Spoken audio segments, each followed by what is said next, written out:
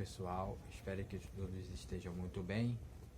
Para que vocês não me conhecem, meu nome é Carlos Barbieri Neto.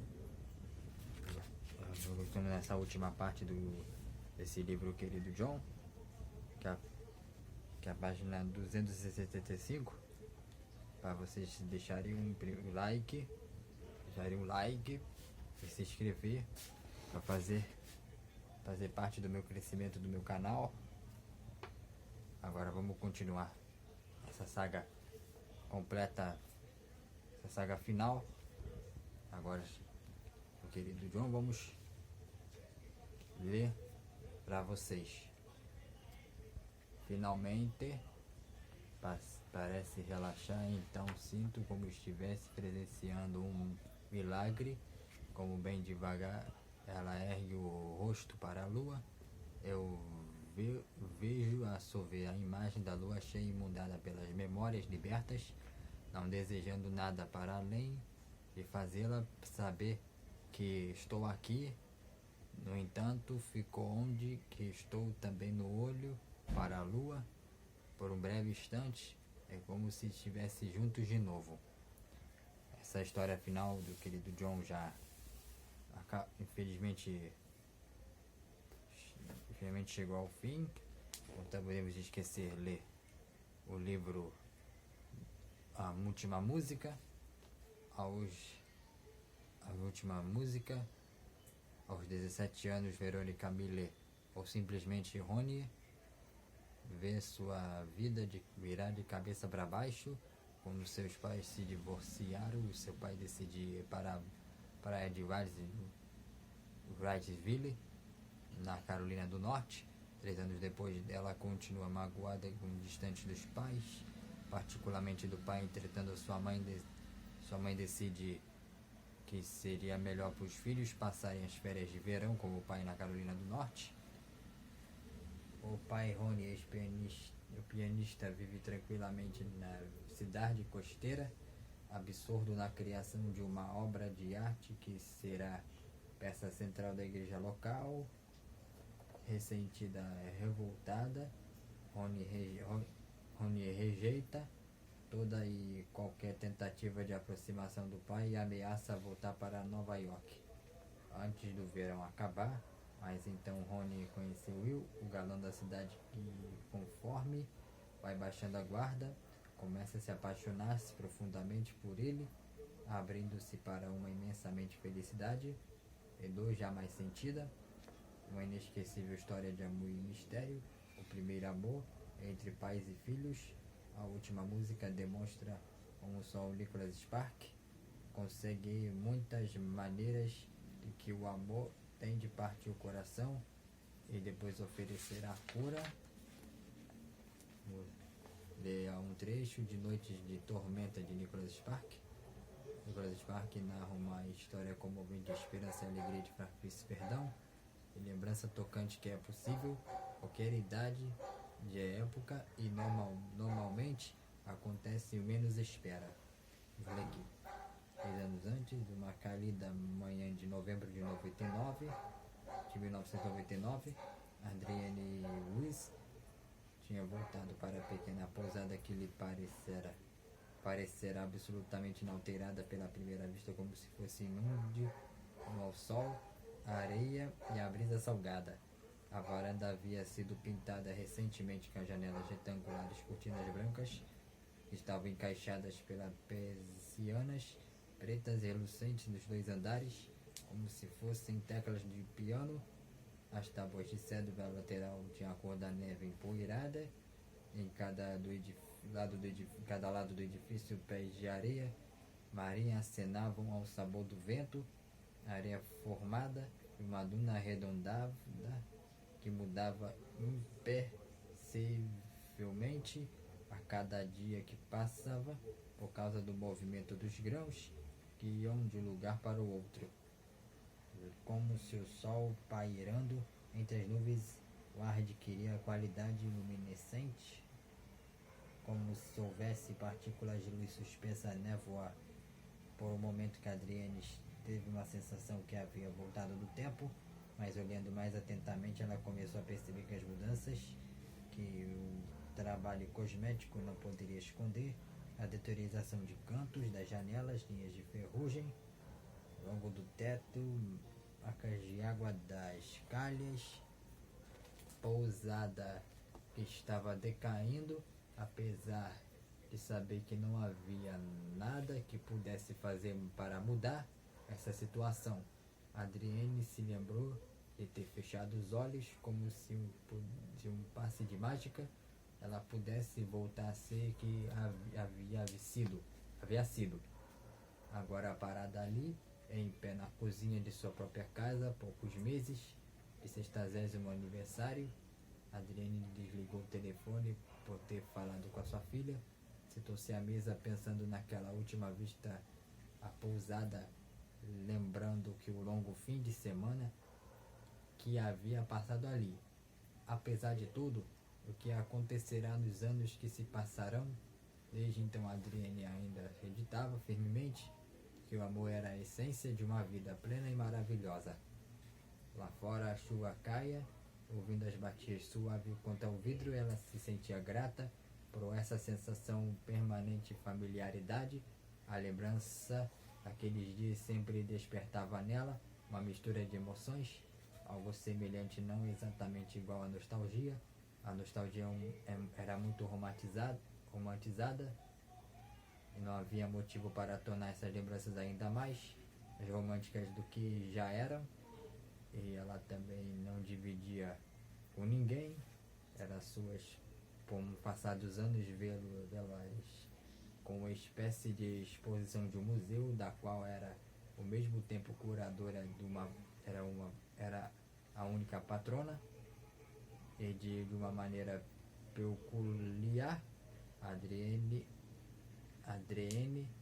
havia chegado à conclusão de que aprenderá mais naqueles 5 dias do que em todos os dias, todos os anos, o que viverá antes e depois.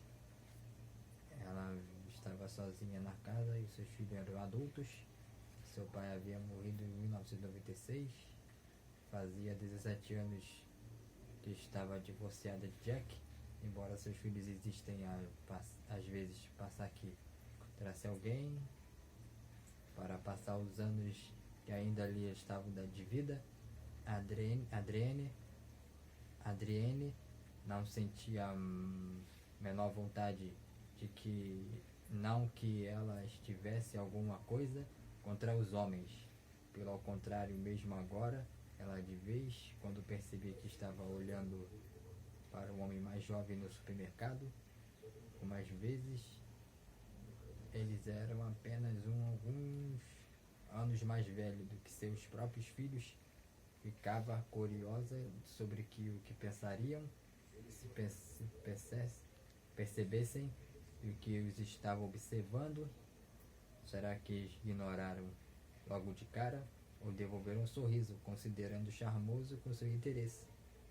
Ela não tinha certeza, como também não sabia que se eles conseguiriam ver além do cabelo grisalho e das rugas e perceber que a mulher havia sido.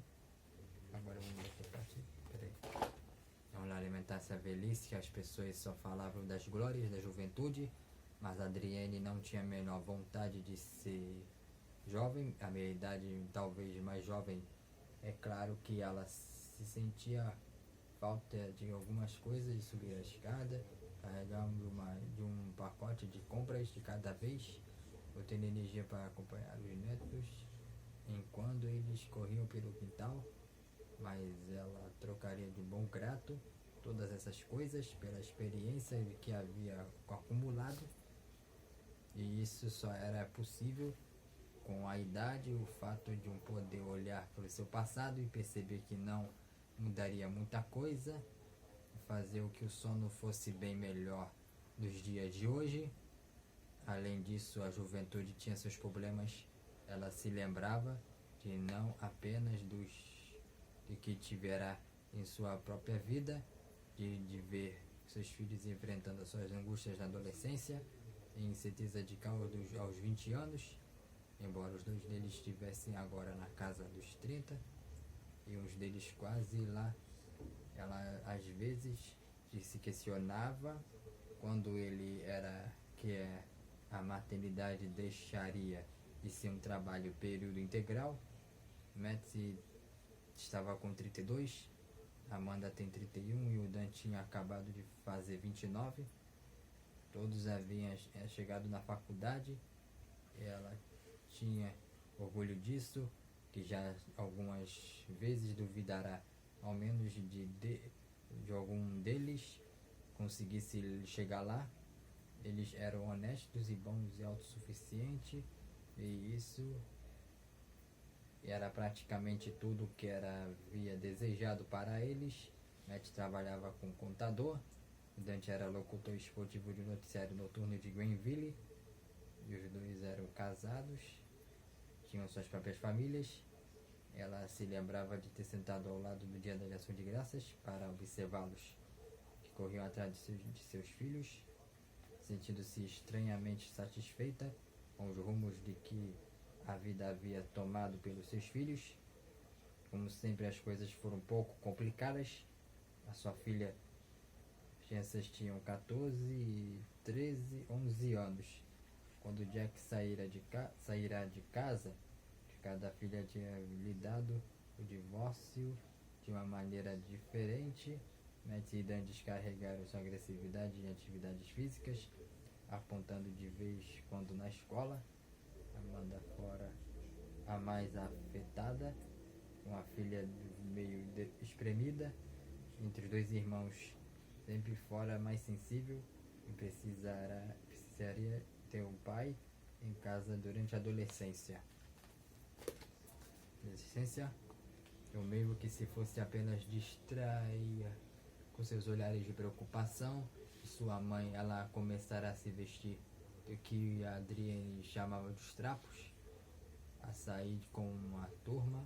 Ele ficava fora até tarde e jurou que estava profundamente apaixonada por pelo menos uma dúzia de rapazes diferentes nos anos que seguiriam. Depois da escola, passava horas em seu quarto, ouvindo a música em um volume que fazia paredes vibrarem, ignorando quando a sua mãe chamava para o jantar. Houve períodos de que ela mal falou com sua mãe, com seus irmãos durante os dias. Levou alguns anos, mas Amanda enfrentou seu caminho, adaptando-se a um estilo de vida estranhamente parecido com o que a Adrienne estivera um dia. Ela enfrentou o Brent na faculdade e eles se casaram. Depois da formatura, eles tiveram 2 filhos. Durante os primeiros anos do casamento, como os tantos casais jovens, eles lutaram para driblar as dificuldades financeiras, mas que Brent era muito prudente do que o Jack jamais havia sido. Assim como o primeiro filho nasceu, ele adquiriu um seguro de vida por precaução, embora nenhum deles esperasse precisar de um deles durante muito tempo. Eles estavam errados, mas agora 8 meses de que Brent havia morrido, vítima de um violento câncer de testicular. Adrienne havia visto que Amanda mergulhar em depressão profunda, e ontem à tarde deixará seus netos depois de terem passado alguns tempos com eles. Ela viu as cortinas de casa fechadas, a luz da varanda ainda acesa, e a Amanda sentada na sala vestindo um roupão, tendo no rosto que a mesma expressão vazia do dia do funeral. Foi então parada ali, em pé no meio da sala de Amanda. Adrienne soube de que era hora de contar para sua filha sobre o passado. 14 anos era um tempo que fazia em todos os anos. Adrienne tinha contado apenas uma para a pessoa que tudo acontecerá. Seu pai havia morrido com um segredo incapaz de contar que alguém mesmo que quisesse. Sua mãe havia falecido quando Adrienne tinha 35 anos, apesar de terem um bom relacionamento, mas ela foi sempre fora mais próxima do seu pai. Pensava assim, um dos dois homens que sempre entenderão realmente que sentia falta dele, que agora já não estava mais com ela. Sua vida havia sido mudada, parecida com de tantos anos de sua geração. Tem aprendido uma profissão em vez de ir para a faculdade. Tinha passado 40 anos numa fábrica de móveis, trabalhando por um salário de operário que aumentava alguns centavos de todo mês. De janeiro, ele usava chapéu de feltro. Os meses quentes de verão, levava seu almoço em uma marmita e saía de casa todas as manhãs, exatamente às 6h45, para fazer a pé dos 2,5 km do trabalho. De noite, após jantar, ele usava colete de lã e camisas mangas compridas, sua calça enrugadas, que deixavam com uma aparência de salinha, que se tornou ainda mais pronunciada com o passar dos anos, principalmente depois da morte de sua mulher. Ele gostava de sentar-se na cadeira de balanço, com a lâmpada amarela brilhando ao lado, lendo as histórias de faroeste ao respeito da Segunda Guerra Mundial que nos anos antecederam, os derrames de seus óculos antiquados, sobrancelhas espessas e o rosto bastante enrugado, que faziam que ele parece mais com um professor aposentado do que o operário de macacão havia sido. Havia uma tranquilidade de seu pai que sempre desejara emular. Ela sempre achou que ele teria dado um bom padre reverendo. As pessoas que o encontravam pela primeira vez, que sempre saíram da sensação de que ele estava em paz consigo mesmo, e o mundo era um ótimo 20 de queixo pousado na mão. Nunca desviava de olhar da pessoa com quem estava falando. Sua expressão refletindo empatia, paciência, humor e tristeza. Adrienne desejou só estivesse agora para ajudá-la. Amanda, ele também perderá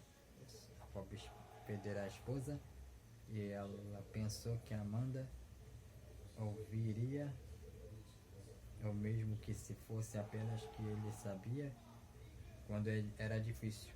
Um mês, quando Adrienne tentará falar gentilmente com Amanda sobre de que a cabeça estava passando, ela se levantará da mesa sacudindo com a cabeça irritada. Quando isso não tem nada a ver com o que aconteceu com você e o papai, ela disse. Vocês não conseguiam resolver seus problemas, por isso se divorciaram, mas amavam o Brent. Eu vou amar para sempre. Eu perdi, e você não sabe o que enfrentar uma coisa desse tipo. Adrienne ficou calada. Quando Amanda saiu da sala, ela baixou a cabeça, sussurrou uma única palavra. Embora Adrienne se sentia solidária com a filha, que estava preocupada com os filhos de Amanda, Max tinha 6 anos, de Greg de 4, e nos últimos 8 meses Adrienne havia percebido as mudanças perceptíveis das personalidades dos meninos. Os dois haviam se tornado extremamente retraídos e quietos, e nenhum deles jogado futebol no outono. E apesar de Max estar indo no jardim da infância, chorava todas as manhãs de ir. Greg tinha começado a molhar a cama de novo, perdia controle de diante da menor provocação. Algumas dessas mudanças eram resultado da perda do pai. Adrienne sabia também refletiam a pessoa em que Amanda havia se transformado desde a última primavera.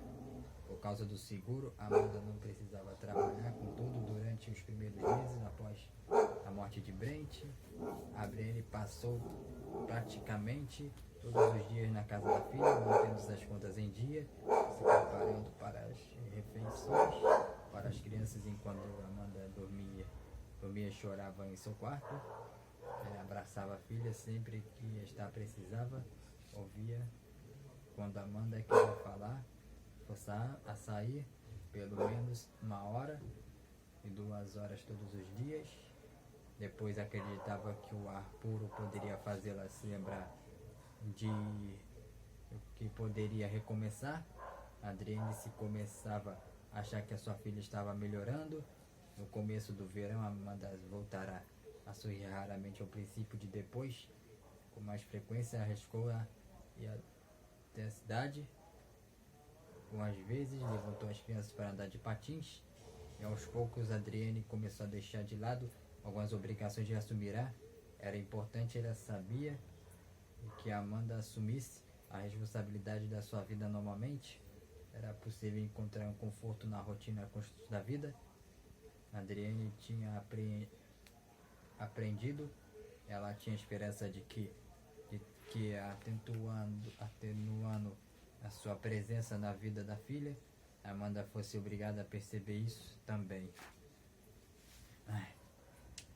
Em agosto, porém, no dia em que comemorei o seu 7º casamento, Amanda abriu o closet para a porta do dormitório principal e viu o pó acumulando nos ombros do terno de Brent. A sua melhora parou de repente. Não exatamente foi uma regressão, que havia momentos em ela parecia a pessoa que havia sido, mas na maior parte do tempo que ela parecia ter congelado em algum lugar do meio do caminho, que ela não estava deprimida nem feliz, nem agitada nem indolente, nem interessada nem chateada por qualquer coisa ao redor.